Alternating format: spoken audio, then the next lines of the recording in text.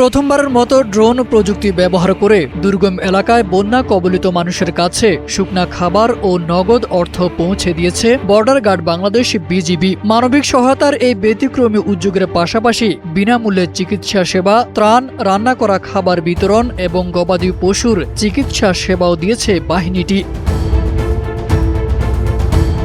সোমবার হবিগঞ্জ জেলার বানিয়াচং উপজেলার সুজাতপুর ইউনিয়নের বন্যা কবলিত কয়েকটি গ্রামে এই বিশেষ মেডিকেল ক্যাম্পের আয়োজন করে ৫৫ বিজিবি ব্যাটালিয়ন। ক্যাম্পে প্রায় ৪০০ পরিবারের সদস্যকে বিনামূল্যে চিকিৎসা সেবা ও প্রয়োজনীয় ওষুধ দেওয়া হয়। এছাড়া ২০০ পরিবারের মধ্যে ত্রাণ সামগ্রী এবং আরও ২০০ পরিবারের জন্য রান্না করা খাবার বিতরণ করা হয়।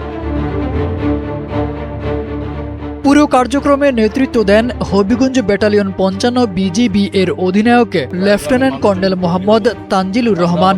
পারফেক্ট ব্লেন্ডার ফ্রেশ মশলা, ভালোবাসার স্বাদ অটুট থাক। তিনি বলেন, সীমান্ত নিরাপত্তার পাশাপাশি সর্বোচ্চ পেশাদারিত্ব ও আন্তরিকতার সঙ্গে হবিগঞ্জ বিজিবি দুর্গত মানুষের উদ্ধার, খাদ্য ও বিশুদ্ধ পানি বিতরণ, জরুরি চিকিৎসা সেবা এবং ক্ষতিগ্রস্ত যোগাযোগ ব্যবস্থা পুনরুদ্ধারেও দায়িত্ব পালন করছে। নৌকা ছাড়া যাওয়ার কোনো উপায় থাকে না, তো কিছু দুর্গম জায়গায় আমরা ড্রোনের মাধ্যমে ত্রাণ বিতরণ করছি।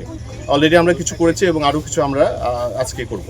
এই ধারাবাহিকতা আমাদের আগামী দিনেও অব্যাহত থাকবে। অনুষ্ঠানে প্রধান অতিথি হবিগঞ্জ জেলা প্রশাসক ডক্টর জি.এম. সরফরাজ বলেন, ড্রোনের মাধ্যমে ত্রাণ বিতরণ ও ফ্রি মেডিকেল ক্যাম্পে সময় উপযোগী উদ্যোগ। এতে দুর্গত মানুষ চিকিৎসা সেবা, প্রয়োজনীয় ওষুধ ও ত্রাণ সহায়তা পেয়ে উপকৃত হয়েছেন। টেকনোলজি ব্যবহার করে ড্রোনের মাধ্যমে যে নতুন একটি পদ্ধতি প্রয়োগ করে আমরা যে ত্রাণ কার্যক্রম পরিচালনা করব, সেটির এখানে উদ্বোধন হবে।